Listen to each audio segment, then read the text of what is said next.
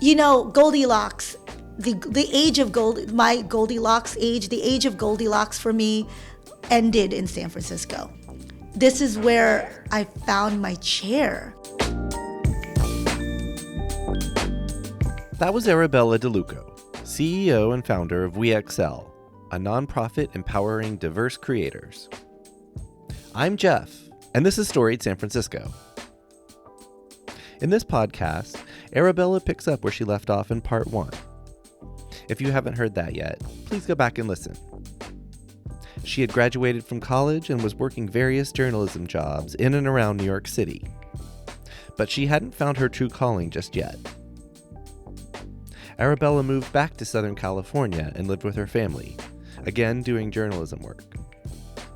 Online editing eventually led to video streaming production, and the work she did for the company she founded meant lots of time in San Francisco. She eventually decided to move here because she loved it so much.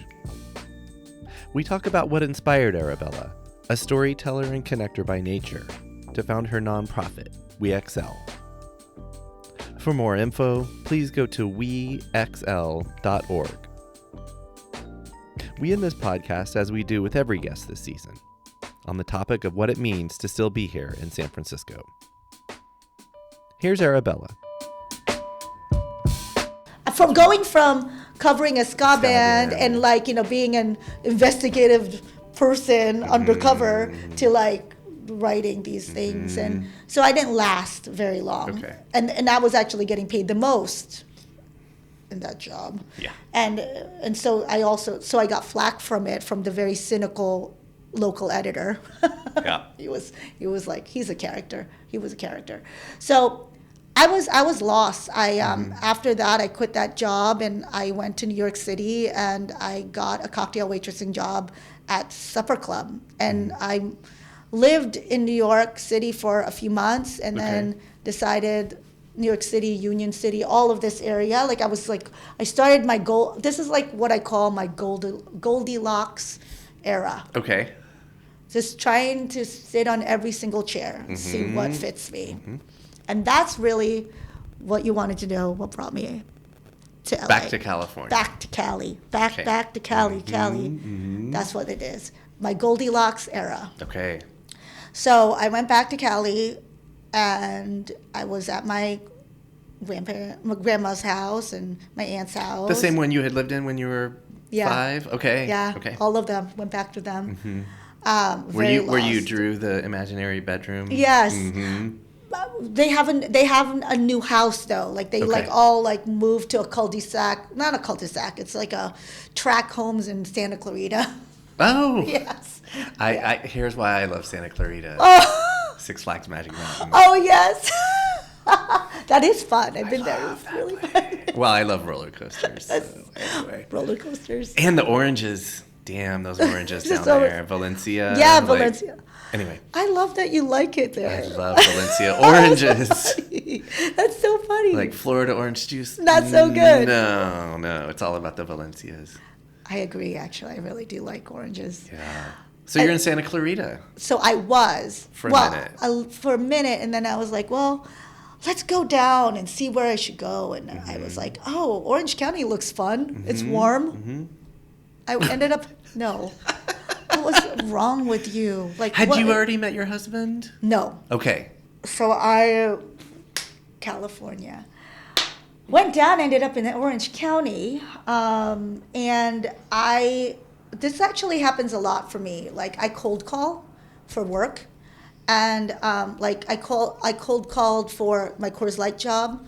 I cold called for the View internship that I got. That was paid. That was the best. Was that when you worked with Lisa Ling? Or? Yes. Okay. Yes, I went to her apartment, and ran an errand for her, and I got to go in her apartment. It was amazing. Awesome. She's so great. Anyway, cold called again, and cold called all the newspapers around. And I actually, during college, I didn't say this, but I also I also had a part-time job writing online content for uktraveler.com. I had never gone to England at that time. I would the founder just gave me a bunch of books from Barnes and Noble. Okay. And then I would like dream of rolling hills in the countryside on the hearth.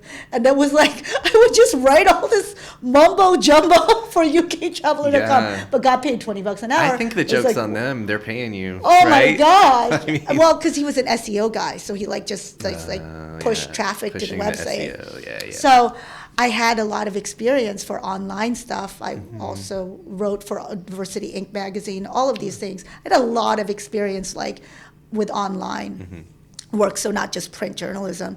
And so I cold called a bunch of places, and I cold called the online editor at Orange County Register, and I got a job as a night web editor. Okay. Making $37,000 a year, and I almost fell down. I was like, that's a lot of money. At the time, you're like, wow. That's a lot of money. Yeah. And I was like, that was a great job. I could have stayed there, but, ended up, I was right all along about the newspaper industry. And, I ended up only getting like that job in a year and a half, and I was lost again. I was in a very bad relationship. Moved to Miami for a short, hot minute. Okay. Where my diet, I joke, was my South Beach diet was Avion and Adderall. Okay. And if you saw me back then, I looked like an Olsen twin chic is what I called myself. It was a pretty bad time of my life. Yeah. Well, you already said Miami, so. It was pretty bad. It is so weird, man. It's complicated. Yeah. But you came back to California. You corrected that. I corrected that. Came back. And did you go back to LA or? I did. Okay. And from there I ended up like getting into like putting together like a pretty cool, solid group of people for a company called You Are Gen Y. We were going to do content, and we had this brilliant idea to do content on YouTube before my ego got in the way. And I was working with like incredible humans like Chelsea Cannell, who Chelsea Cannell Briggs now, but she's a host of she's a reporter for like E News down in LA. But her father is Stephen J. Cannell, the late Stephen J. Cannell, and he is, I don't know if you know him, but I don't. He's a creator of 21 Jump Street, the A-Team, Great America Hero, incredible human being. So I kind of like ventured in and out of things like just Goldilocks period. Goldilocks period, honestly, all of LA. Okay. I couldn't get a handle on LA. People are different there. They're more closed off. Very creative. It's an analogy, but I think of people, they're in their cars. Literally and kind of you know what I mean? Like it's just, it's different than really anywhere else. Yes. Yeah. And, quarter life crisis, I was like 26, 25, 26. And and I think with LA, if you want to go after it and you're a social person, you should have a tribe move with you. Right. Everyone who I know is flourishing in LA had moved there with already their family of their collaborators. It's all about collaboration with the people you trust in LA. Right. They are not going to venture out of their little bubble. And that was really difficult because I think I was still trying to prove myself to myself. Right. And to find yourself, right? Find myself. Yeah. I was proving to myself about like who I was, but then had no clue who I was. So it was it's like a juggernaut of confusion. Right. Angst? Yeah, probably angst. Yeah. So what the heck brought you up here? I started a company, a webcasting company in 2007, 2008, that actually grew so fast. Like I was able to produce, a live webcast in 2008 for Obama's first inauguration in DC. Awesome. And then, got like nonprofits to like hire my company, which only started from me really kind of interviewing people about social impact and social entrepreneurship. Love it. And it was called Business Boomer, and then I kind of tied it into my production company, and then it was like, whoa, this is huge. And then people wanted me to be doing what I was doing for myself, for them, and then it just grew to become this sort of video production company, and I was able to get partnerships with like Livestream and Ustream and put the content I was producing for these large nonprofits and government agencies on the front page of Livestream, and which then I had numbers, I had eyeballs, and they've never seen anything like it. And then of course I was shortchanging myself and didn't know how much to ask for. Right. And so anyway, this was a business in LA. And because I was using live webcasting technology, like media technology, there was a reason to go to San Francisco. I was going up into San Francisco over and over again. Do you remember your first time? In life, your first time to come to San Francisco? I was 14. Okay. My uncle was here. Still living in New Jersey? Still living in New Jersey. Okay. I came here for like a summer. Okay. And my uncle, should I say this? Is this illegal? He brought me to like a gay bar. Yeah. And it was awesome. Yeah. No, I It think was the statute of amazing. limitations is passed on that one. It was like, am I going to get in trouble for this? Yeah. I was like 14 and I ordered my first Cosmo at a gay bar and it was amazing. Yeah. Was It it was the so- Lookout by any chance? Which bar was it? Do you remember? It was smaller than the Lookout. Okay.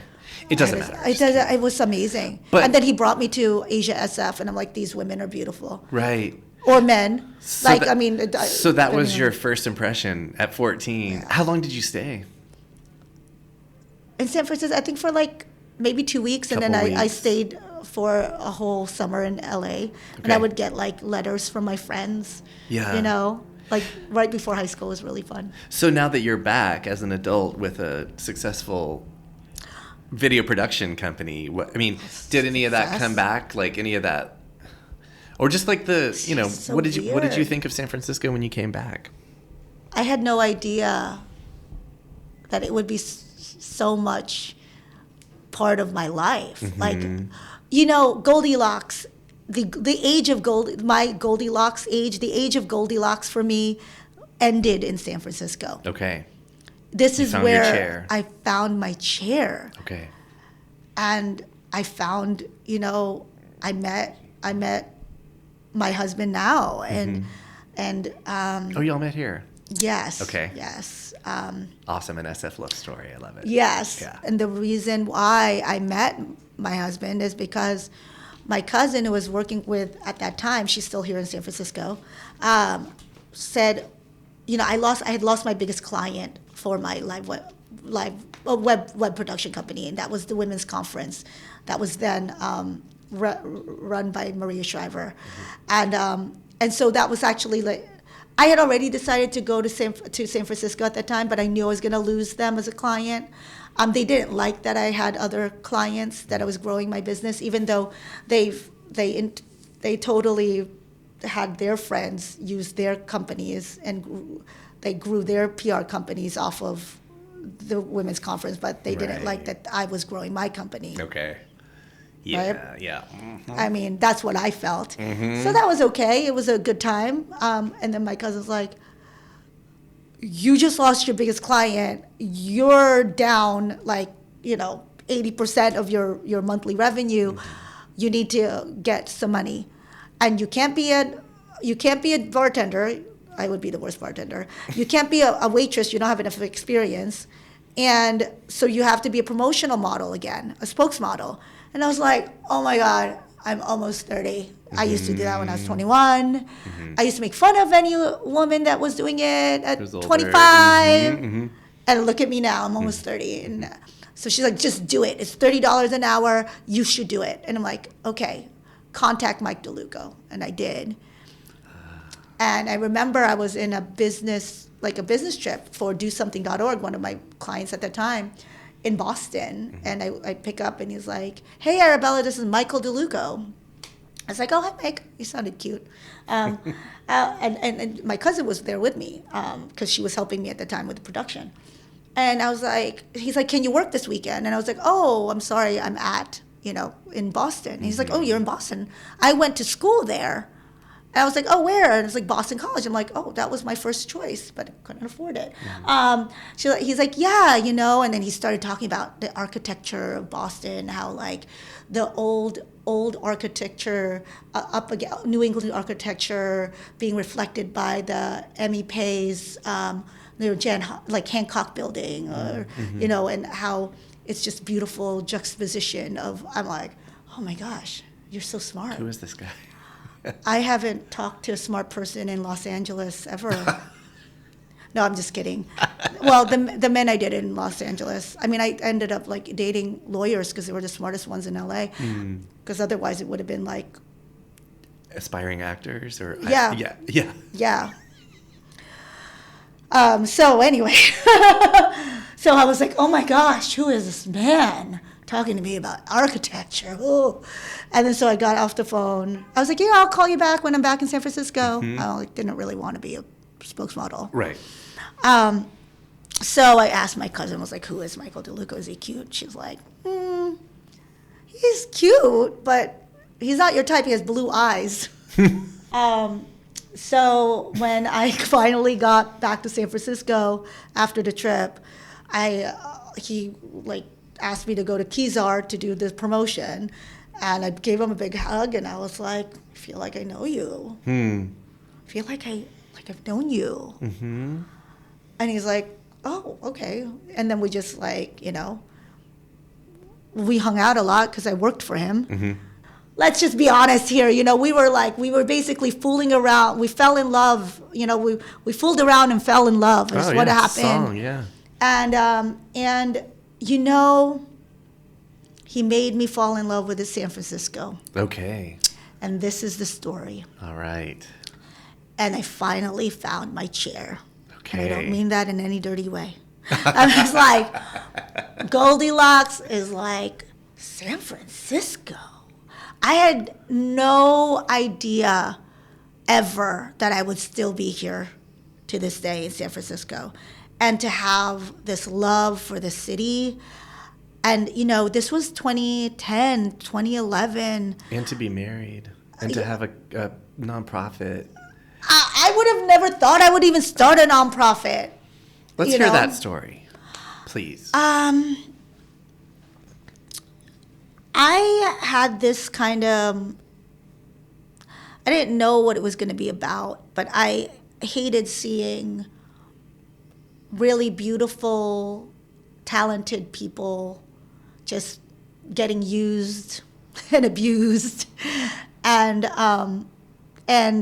I wanted a sort of community of people where we're all diverse, coming together as creatives, as creators for the greater good.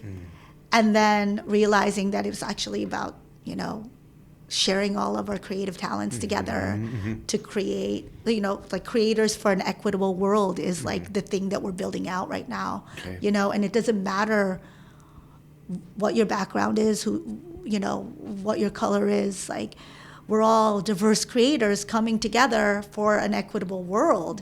Love it. And and that took time. But there was something in me that says, one, after years of working in technology and being seen as not a creative person. Stifled? Yes. Yeah. I didn't know what I was all about. And ended up producing large technology events because I'm a producer by heart. Inherently, that's what I do, is produce. But then I wanted to do something beyond gathering communities of, software engineers, who I love software engineers. They have a role. Yeah. Sure. And I can't do what they do. I can't do what they do. I realize that, After speaking to your Erin the other day, I came up with this idea of really building out our creators for an equitable world WeXL Impact Network. And it's really the WeXL. We have had WIN monthlies, which is WeXL Impact Network, monthlies. But I realize it's WeXL Impact Network, Creators for an Equitable World. I want to figure out how to provide the resources we have as a 501c3 nonprofit to creators who want to go beyond themselves through fiscal sponsorship, collective collaborations. That's interesting. Bringing together, even funding resources for creators, because we do creator grants right now. But beyond that, so that's the community, right? I want we as creators, as part of the WeXL Impact Network, to be able to, collaborate together for this equitable world. But also, as WeXL, the nonprofit, we're not just, that this nonprofit community, but we also have programs. And our program that we really want for San Francisco is the youth program, Boundless Youth, which helps fourth and fifth graders learn self-discovery through storytelling. Awesome. And we believe that there's there's definitely a sports storytelling angle to it, because our original Boundless Youth program was inspired by WNBA player Monique Billings, Awesome. who's also a YouTube creator. And we brought Monique along with other mentors, like Seth Grossman is a filmmaker in LA, who is a Tribeca Film Festival winner. He taught the girls, the students, Boundless Youth, how master class in filmmaking. Awesome. Yodassa Williams is a local novelist here in the Bay Area, and she taught character. And she has a novel called The Goddess Twins. So we really all banded together. Gabby Dayi, who's now through our work with her, is now a Logitech corporate storyteller at Logitech. Okay. She was Wisconsin 2020, but she's in Oakland. So she also taught the girls over video conferencing. Right. But what I want to do is really expand that program, bring it locally for youth here in San Francisco, in Oakland. So I think it's really powerful. And we're hoping that we can work together with other local organizations and also local sports teams. Right. Like the Warriors, maybe Steph Curry's production company, and also Gabe Kapler's Pipeline for Change. So that's the pitch. But that's a pitch. That's funny. I love puns. But in terms of, it's very important for me. I don't think I'm a great nonprofit executive. Okay. All right. I'm a storyteller. But it's really important for me to make sure that WeXL's nonprofit programs, our youth program, our neurodivergent storytelling program are funded, because that's really how you make a difference. Yeah. Is by, putting these programs together that for the community. Right. And then we as creators, I realize too that we as creators, we have so much access and resources. And then if we band it together, think of what we can... Just get bigger. More stories. More stories, more impact, Mm-hmm. more change for the better. This is activation, right? We're activists. Mm-hmm. We are, and that's why we're here in San Francisco. That's why it's hard for me to think beyond San Francisco, even though it could happen again that we move back to the East Coast. But it's because there's this, like you said when we first started, there's this sort of, it's hollowed ground for creation. And through creation, there's activism. And through activism, there's change, and then it repeats itself again. Cycles. Please go to WEXL if you'd like to know more about our work. We could, use as much support as possible. We have free monthly events online. That's really fun. Join our newsletter. It's free, and pretty proud of that newsletter because Dre has been spearheading it, and we get a good amount of opens every month for it, and that really means a lot to me, that people want to engage with the content that we're distributing and the stories that we're telling. I realized I finally ended up, I had to stop comparing San Francisco to New York City. Mm-hmm. Thank you. Very different cities. Yeah, there's like a thing in a lot of us that wants to do that, but I'm like, it's apples, oranges. Totally. Completely. We're oranges. That's the Big Apple. Oh, hey, hello. And also, we do have good pizza here. Decent pizza, and they have decent burritos. Za pizza is pretty. It's a pretty great, like San Francisco sourdough bread pizza. Yeah. In my opinion. Tony's. Arabellas. Oh, I mean, we've. But Tony's is. It's Italian. It's Italian. It's more Italian American, While like Za, I feel like it's San Francisco. Yeah. And burritos was born here. Yeah. Cioppino, I didn't even realize born here. The martini. Oh, I didn't even realize that. Oh my God, love martinis. Yeah. What? Yeah. Wow. There were so many, through my work, doing, and then having met Michael DeLucco, and his love for really exploring the city and Northern California. Mm-hmm. I mean, I had always wanted to get into wine. Mm-hmm. It's like it was one of those, like, my 20-year-old self will be so proud of how wine educated I am now. Right on. And I'm like, and my palate is pretty badass. Okay. I was like, sophisticated. Yeah, I love my palate. Okay. I was very scared of getting, the OG COVID and losing my sense of. Oh, right. I said I got Omicron. I was like, that's more my speed. Okay. I never lost my sense of my right. sense. Highly contagious, mild symptoms. It's fine. It's fine. Right. But yeah, wine country. Is Mike from out here? Or? No, Albany, New York. Okay. So we're both from the East Coast. But we went to school on the East Coast. And then his girlfriend at the time, he was here 3 years before me. I was going to say a little bit longer. So his girlfriend at the time, who had actually since moved to business school in Michigan, when I met him, was like, I think you would like this city. Mm-hmm.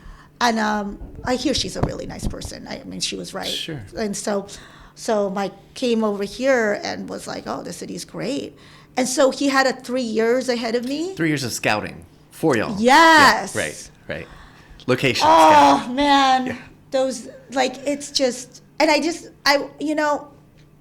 it's really funny because then we ended up moving in together. Mm-hmm. And when we were looking for an apartment, when he first met me, I was living with my cousin, and I was living in the Mission, mm-hmm.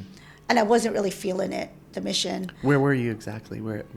Cross streets? Oh, Guerrero, and where Monk's Kettle is? Yeah. Yeah. 16th and Guerrero? Yeah, 16th and Guerrero. Awesome area, but I was just not used to it. I lived in Santa Monica on 6th and Idaho, and in LA. It's different. Yeah, it's very different.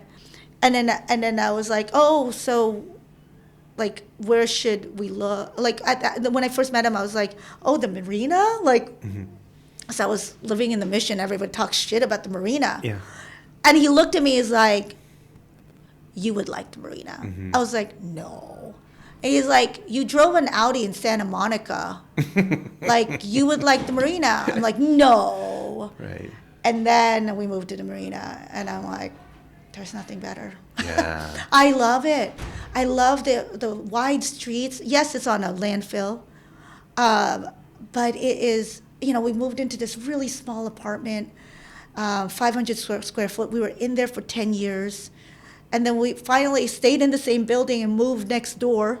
Oh, yeah. To a 2-bedroom. Inter-building move, yeah. We call it a mansion now because it's 800 square feet. It's almost double. Yeah. or 700 something. Like it's almost double. Right. You know, the same the size of what we were living in for like 10 years. Yeah, that's huge. And it's, oh man, and I'm like, I don't know if I could ever, I don't know. I think about when it's time to leave San Francisco, and I get sad. Mm-hmm. And the good news is I still have 2 more years on the lease on this, the media lab in the Presidio. Okay. So I said, well, let's not rush anything. Yeah. Until this lease is over. Mm-hmm.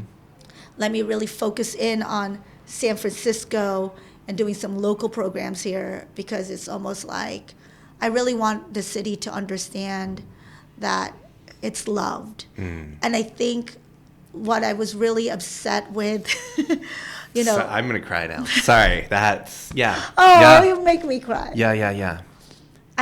Everybody wants so much from the city, and then they don't put in anything because there's so many transient people and energies that come through here. And, you know, as much as I am a beneficiary of the tech boom, I think the pandemic has really helped kind of keep the people who really love this city in this city. On that topic, let's end with, like I said, our theme this season is We're Still Here. What does that mean to you? You started to touch on it right there, but if there's anything else you want to talk about around that topic. You know, talk about history. San Francisco history is incredible. Mm-hmm.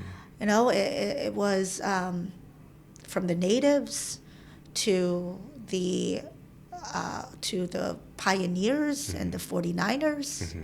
right? And the missionaries, mm-hmm. the people who've come here, the wasn't even discovered until the clouds parted. I was going to say that I think it was Francis Drake who was like just kept going because it was foggy. It's like they couldn't see it. It was hidden. It's a hidden city, and it's all white. Mm-hmm. I mean, it's interesting. It looks like heaven on earth, mm-hmm. but there are so many things about the city that is so aggravating. Mm-hmm. The fact that our local leaders can't get a handle on really pressing issues mm-hmm. like homelessness and you know, all the things in San Francisco mm-hmm. and like how expensive it is here, mm-hmm. How artists are getting pushed out of the city. Mm-hmm. We need to bring artists back in the city. But then there's the activism, the summer of love, the activism that continues, the Chinatown stories and and then of course like you mix it with like the East Bay and you know the Black Panther stories, and then coming together, the Filipinos coming together with like the Filipinos and the Asians and the Chinese Americans coming together mm-hmm. with the Black Panthers mm-hmm. to help, you know, move, you know, racial equality, mm-hmm. like the activism. SF State. Yes. Yeah. Mm-hmm. It's like the city gives so much to us. It's and the, you know, and the tech workers, and I've argued this to tech workers. I said, you know, you gotta love it back. Mm. You can't just come in here and not contribute to the culture. You can't just be living in your ivory towers and then expect that when you go down below that it's going to be clean for you mm-hmm. if you don't care for it. Mm-hmm. I had never seen a human being shit on a street before mm-hmm. until San Francisco. Mm-hmm. And I cannot believe that this heaven on earth has so much suffering. It's a very special place. It's beautiful. Just the grandness of the geography of what is San Francisco. It's so beautiful. It's a little too cold for me. It's probably But then it's not as cold as Chicago or New Jersey. But it's still cool. Like, I never get like really a summer. But, you know, I'm okay now with that. Good. My clothes aren't as nice here as they are, like, because I'll just be in, you know, like hoodies. I love it. I'm in sweatpants now all the time, except for today. But anyway, I digress. This city it's magical. It's a miracle. Like, it's a miracle city, you know. How about that San Francisco Giants? Like, those San Francisco Giants and I guess now it's called Oracle Park, but when I first got it was AT&T ballpark. And man, wow, how beautiful is that?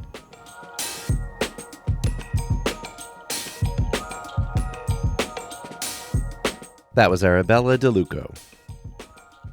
On the next episode of Storied San Francisco, we'll get to know Urban Compassion Project's Vincent Ray Williams III. Episode 39 drops next Tuesday wherever you listen to podcasts. Music for the podcast was produced, performed, and curated by Otis McDonald. Original photography is by Michelle Kilfeather. Aaron Lim of Bitch Talk Podcast is our contributing producer. And the show is produced and hosted by me, Jeff Hunt. Now in our 4th season, we have more than 180 episodes available on our website, storiedsf.com, or wherever you listen to podcasts. If you can, please rate and review the show so we can reach even more folks. We love email, and we'd love to hear from you. Drop us a line at storiedsf@gmail.com. Thanks for listening. Stay strong, stay healthy, and we'll see you next time on Storied San Francisco.